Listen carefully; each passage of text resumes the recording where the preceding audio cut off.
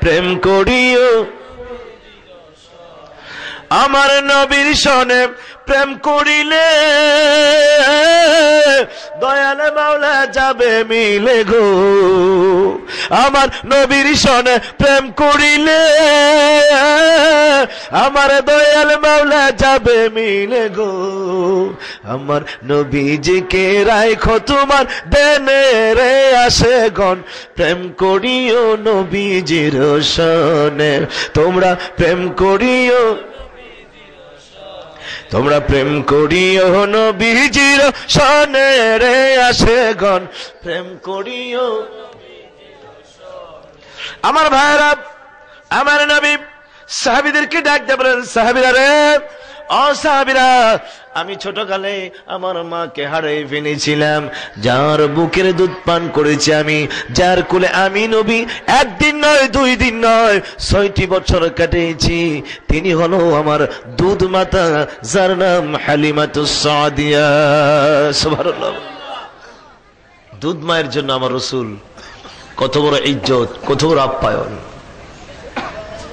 আমার নবী কই সাহাবীরা রে শোনো মক্কা শরীফ হজ করার জন্য ৩ লক্ষ টাকা খরচ করে যাও ও আমার উম্মত তুমি যদি ইচ্ছে করো প্রতিদিন একটি মকবুল হজ তুমি করতে পারবে সাহাবায়ে কেরাম বলে হুজুর এটা কেমন করে মক্কা যাইতে হবে না মদিনা যাইতে হবে না আরাফাতে যাইতে হবে না মুজদালিফায় যাইতে হবে না মিনাতে যাইতে হবে না কাবা তওয়াফ করতে হবে না সাফা মারওয়া সাই করতে হবে না ও আমার উম্মতরা ঘরে বসে বসে তোমরা হজ করতে পারবে সাহাবায়ে কেরাম বলেন হুজুর এত সহজ হজ কেমন করে হবে বলুন আমার নবীজি বলেন যদি প্রতিদিন তুমি একটিবার নেক নজরে মায়ের চেহারার দিকে চাও একটা মকবুল হজের সওয়াব আল্লাহ তাবারক ওয়া তাআলা তোমার আমলনামায় দিয়ে দিবে আমার নবীজি বললেন যারা মায়ের খেদমত করবে না বাবার সেবা করবে না ওই বান্দাগুলো যদি নামাজ পড়ে নামাজ আল্লাহর দরবারে কবুল হবে না যদি রোজা রাখে আল্লাহর দরবারে কবুল হবে না শুধু তাই নয় মৃত্যুবরণ করার সময় তাদের কালেমা জবানে আসবে না এই কথাটা কার আমার নবীজির নবীজি বলেন যদি তোমার মা কষ্ট পায় বাবা কষ্ট পায় হজ করলে হজ কবুল হবে না নামাজ পড়লে নামাজ কবুল হবে না যাকাত দিলে যাকাত কবুল হবে আমার ভাইরা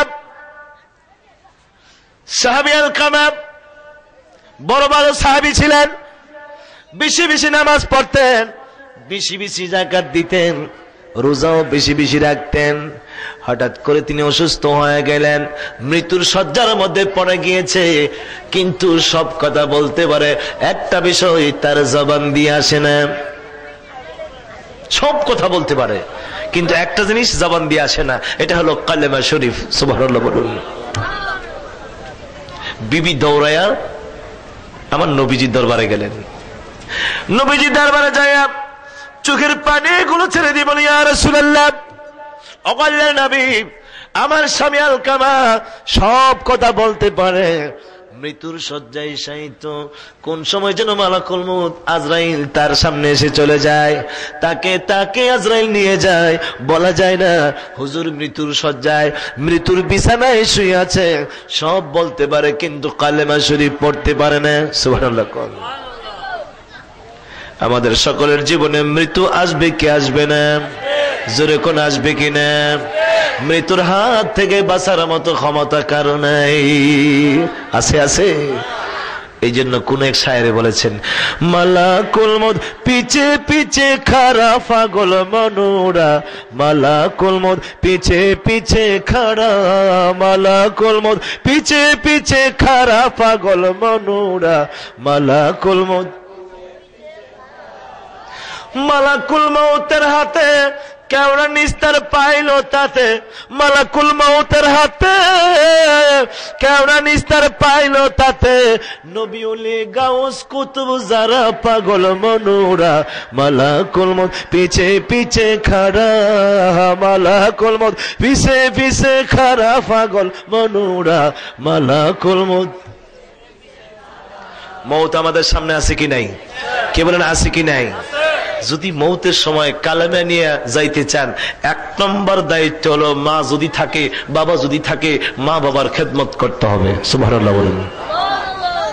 তো মহিলা যায় কয় হুজুর সব কথা বলতে পারে কিন্তু কলেমা শরীফ পড়তে। আমার নবী বুঝে কি বুঝে না কার কোন জায়গায় ডিস্টার্ব আছে।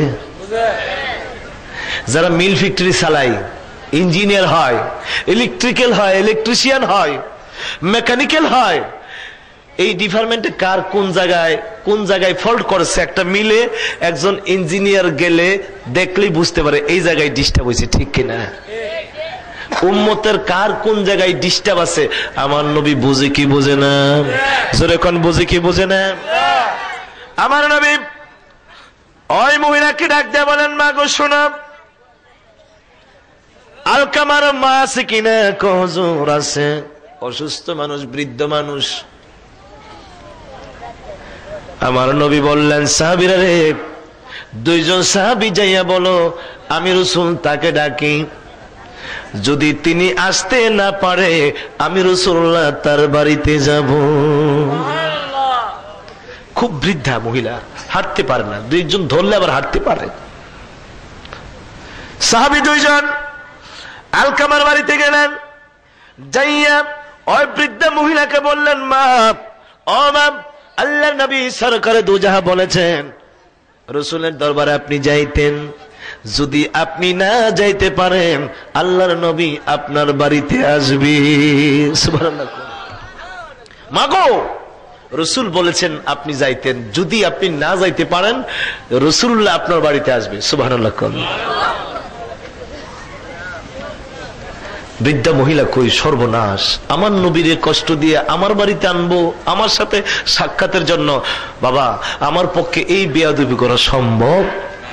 আমার যদি জান চলে একটুখানি তোমরা আমাকে ধরো, আমি আমার নবীর কদম মুবারকে আমি হাজির হব। বৃদ্ধা মহিলা গেলেন, রাসূলুল্লাহ বললেন মা আলকামা কি তোমার ছেলে? জি। একটু মনোযোগ সহকারে শুনবেন। মাগো আলকামা কি তোমার ছেলে? জি। তো ছেলেটা কেমন? আমার ছেলে খুব ভালো। আমার নবী বললেন মা আমি জানতে চাই তোমার ছেলে কেমন? ওই বৃদ্ধা মহিলা জবাব দেয় ইয়া রাসূলুল্লাহ আমার ছেলে বড় নামাজি ছিল। আমার নবী কয় আমি তোমার ছেলের নামাজের কথা জিজ্ঞেস করি নাই, বলো মাগো তোমার ছেলে কেমন? আমার ছেলে বেশি বেশি রোজা রাখত। আমার নবীজি বললেন আমি এটাও জিজ্ঞেস করি নাই, ছেলেটা কেমন ছিল বলো।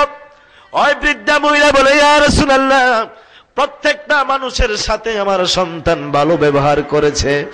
মাগো অন্যান্য মানুষের সঙ্গে কি আচরণ করেছে এটা আমি জানতে চাই না, আমি জানতে চাই তুমি বলো তোমার সন্তান কিরকম ব্যবহার করেছে। মা ও মা আমি জানতে চাই তুমি বলো তোমার সন্তান তোমার সঙ্গে কোন ধরনের আচরণ করেছে। বৃদ্ধা মহিলা চোখের পানিগুলো ছেড়ে দিয়েছেন, চোখের পানিগুলো ছেড়ে দিয়ে কই হুজুর এই কথা যদি বলতে চায় আমার কলিজা ছিঁড়ে যাবে। ইয়া রাসূলুল্লাহ আমাকে আর তার ব্যাপারে কোনো কথা জিজ্ঞেস করবেন না, সকল দিক থেকে ভালো ছিল, বিবির সঙ্গেও ভালো ছিল, বিবির যত আত্মীয় স্বজন ছিল সকলের সঙ্গে ভালো ব্যবহার করেছে, প্রত্যেকটা মানুষের সঙ্গে ভালো ব্যবহার করেছে, কিন্তু আমার এই সন্তান আমি মায়ের সাথে দুর্ব্যবহার করেছে, এত দুঃখ কষ্ট আমাকে দিয়েছে, আমি জীবনে কোনোদিন তার দুঃখের কথা বলতে পারবো না। নবীজি কই এই জায়গায় তো ডিস্টার্ব পাইছিনি, কলেমা শরীফ পড়তে পারে না। তো রাসূল বললেন মা একটা কাজ করো না, তোমার ছেলে তো তুমি তারা মাফ করে দাও। বৃদ্ধা মহিলা চোখের পানি ছেড়ে দিয়ে বলেন ইয়া রাসূলুল্লাহ সবকিছু আমি ক্ষমা করতে পারবো হুজুর, সবাইকে আমি মাফ করে দিতে পারবো, কিন্তু হে আমার যে কষ্ট দিয়েছে, ব্যথা দিয়েছে, দুঃখ দিয়েছে, আমি মা কোনোদিন তারে ভুলতে পারবো না, ক্ষমা করতে পারবো না। যদি আমার মনে পড়ে যায় তার জ্বালা যন্ত্রণার কথা, আমার সর্বাঙ্গের মধ্যে যন্ত্রণা শুরু হয়ে যায়, হুজুর হের নামটা আমার সামনে আর উচ্চারণ করবেন না। সুবহানাল্লাহ। মারে ব্যথাটা কম দিছে না বেশি দিছে? নবীজি যেখানে বলেন ক্ষমা করে দাও, মহিলা কই হুজুর হের ব্যাপারে আমার কাছে আর কিছু বলবেন? ছেলেটা মায়ের সঙ্গে ভালো ব্যবহার করছে না খারাপ? কি বলেন, ভালো না খারাপ? নবী কই এটারও একটা প্রসেস আছে। মা ঠিক আছে তুমি ক্ষমা করো না, অসুবিধা নাই। আমার নবী 200 জন সাহাবীকে হুকুম দিলেন, যাও আলকামাকে ধরে, সে যেহেতু মৃত্যুর শয্যায় আছে, তোমরা 3-4 জনে ধরে তারে আলগি দিয়া আমি নবীর কাছে নিয়ে আসো। সাহাবায়ে কেরাম ধরে তারে নিয়ে আসলেন। আমার নবীকে আরেকটা কাজ করো, একটা আগুন জ্বালায় দাও। সাহাবায়ে কেরাম আগুন জ্বালাইলেন। আমার নবী বললেন সাহাবীরা রে আরেকটা কাজ করো, আলকামার হাতের মধ্যে বাঁধ দাও, পায়ের মধ্যে বাঁধন দাও, শক্ত করে যেন নড়াচড়া করতে না পারে। সাহাবায়ে কেরাম হাতের মধ্যে বাঁধলেন, পায়ের মধ্যে বাঁধলেন। এবার আবার নবী কয়, মাগো একটু তাকায়া দেখো, যেই সন্তান তোমারে কষ্ট দিয়েছে, দুঃখ দিয়েছে, ও মা এই মুহূর্তে আমি তারে এই আগুনের মধ্যে ফালাইয়া দিব। সুবহানাল্লাহ। মা তুমি একটু তাকায়া দেখো, যে সন্তান তোমার এত দুঃখ দিয়েছে, কষ্ট দিয়েছে, এই সন্তানকে আমি আর জিন্দা রাখবো না, আমি রাসূল তোমার সামনে তারে আগুন লাগায় ফুইরে ফেলবো। সুবহানাল্লাহ। কিরে মাইগুলা, তোর মাইক কি ছিল এবার?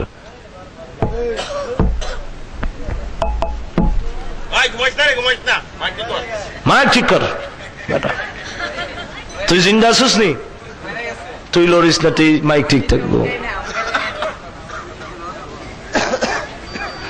ও দয়াল মুর্শিদ তুমি বিনে কে আছে আমার, ও দয়াল মুর্শিদ তুমি বিনে কে আছে আমার, তুমি বিনে পার করো ডুবাই আমার, পার করো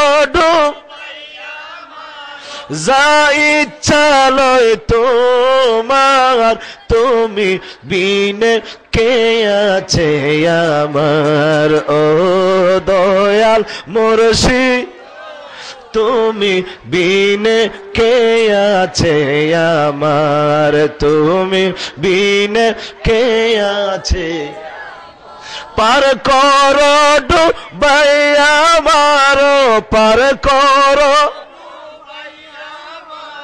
যা ইচ্ছা লয় তোমার, তুমি বিনে কে আছে আমার, বলুন তুমি বিনে কে আছে।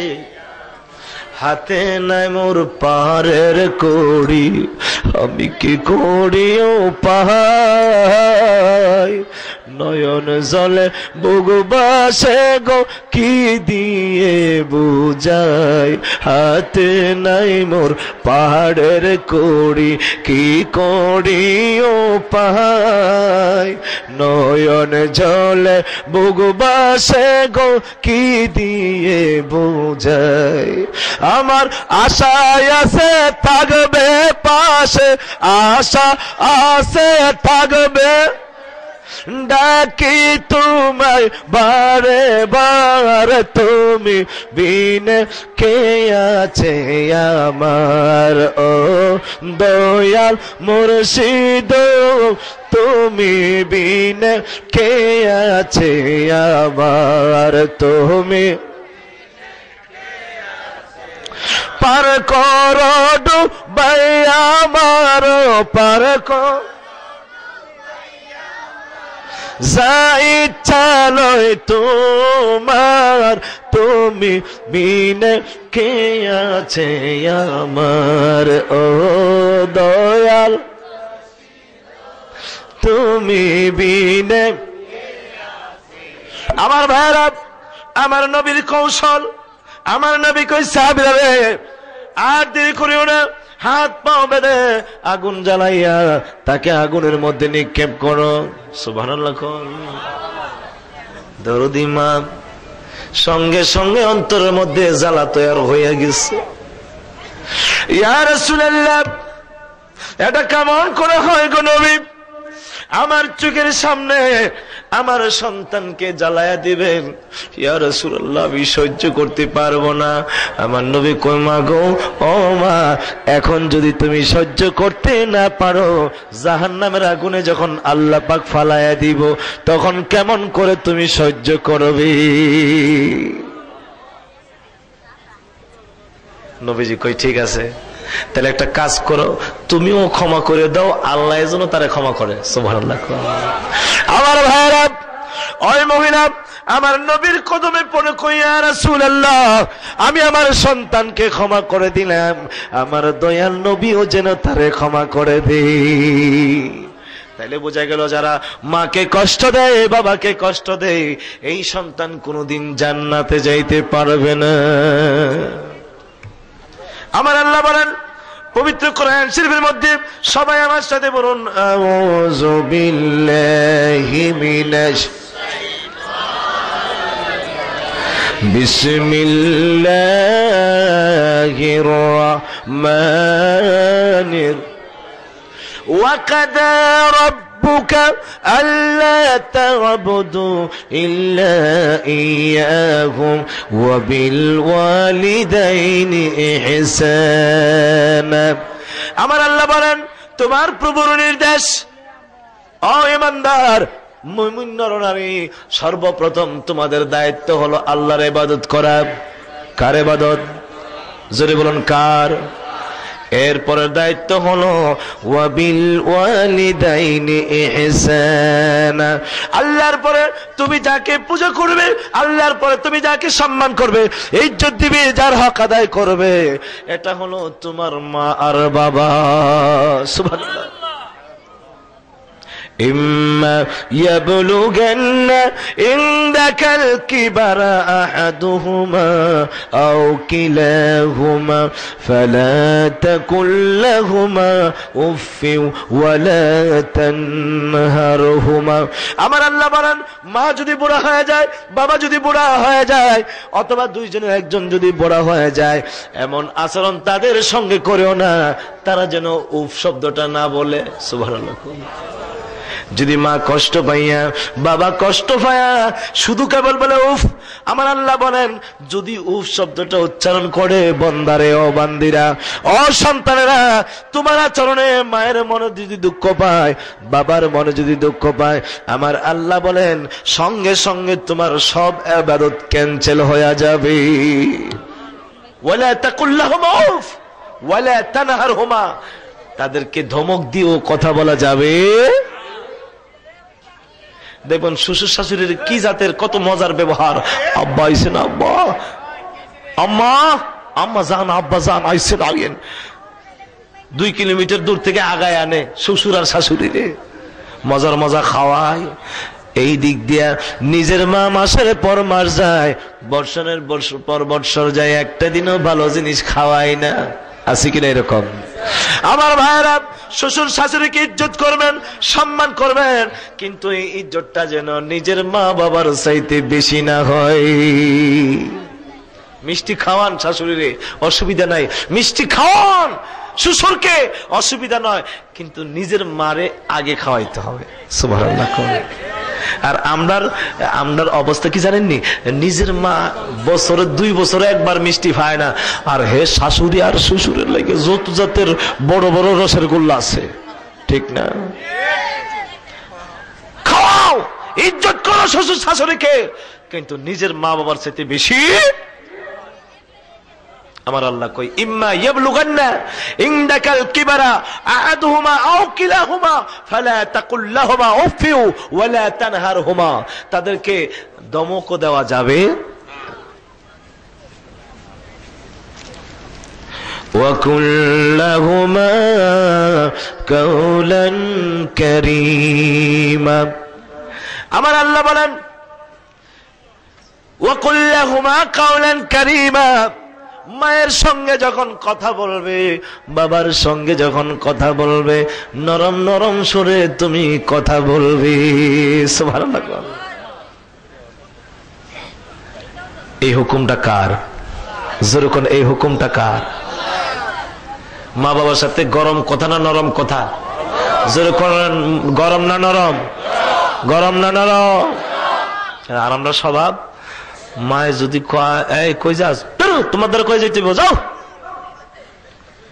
দেখছিনি কি ধমকটা মারছে মারে।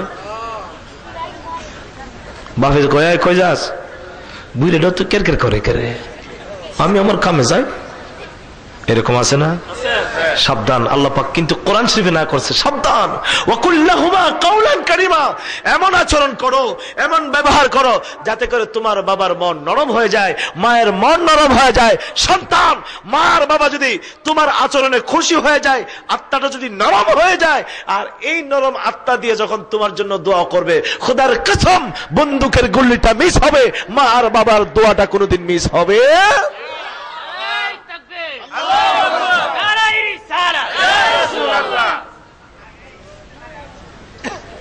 পড়ো দরুদ নবীজির উপরে পাগল মনুরে, পড়ো দরুদ নবীজির উপরে, পড়ো দরুদ নবীজির উপরে পাগল মনুরে, পড়ো দরুদ।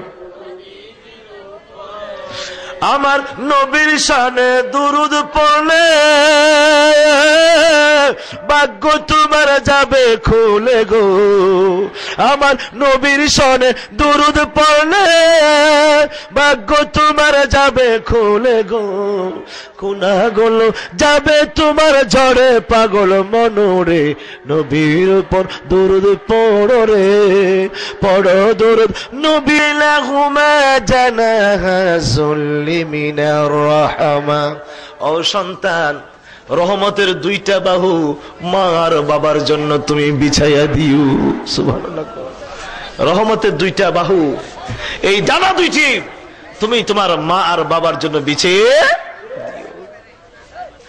এরপর আল্লাহ পাক একটা দোয়া শিখিয়ে দিয়েছেন, হুজুর আমার মা কবরে, আমার বাবা কবরে আমি ভালো আচরণ করতে পারি নাই, হুজুর এখন আমি মায়ের সঙ্গে কি আচরণ করব, বাবার সঙ্গে কি আচরণ করব?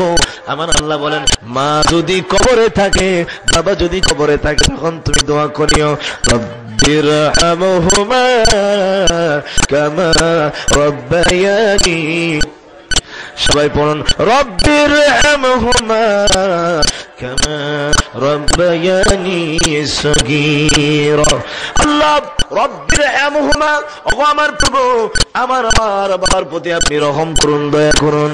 যেমনি ভাবে তারা ছোটকালে আমাদেরকে লালন পালন করেছে, যেমনি ভাবে তারা ছোটকালে আমাদেরকে দয়া প্রদর্শন করেছে, আল্লাহ গো এখন মা আর বাবা কবরে, তাদের খেদমত করার কেউ নাই, আমরা দোয়া করি আল্লাহ তুমি মা বাবার সেবা করো। এই দোয়াটা কে শিখিয়ে দিয়েছেন? যখন কে শিখিয়ে দিয়েছেন? আল্লাহ শিখিয়ে দিয়েছেন। অনেকে দোয়া করে, মসজিদে যায় দোয়া করে, রব্বিরহামহুমা কামা রাব্বায়ানি সগীরা। মসজিদ থেকে বাইরে হয়ে গেছে, মা কাঁদতে আছে, মায়ের খাবার নাই, হয়ে যায় মসজিদও দোয়া করে। এই দোয়া কাজে আসবে? কি বলেন, এই দোয়া কাজে আসবে? ও সন্তান, তুমি যদি একবারও দোয়া করো, একবারও যদি না পড়ো রব্বিরহামহুমা কামা রাব্বায়ানি সগীরা, আর প্রতিদিন যদি তুমি মায়ের সেবা করো,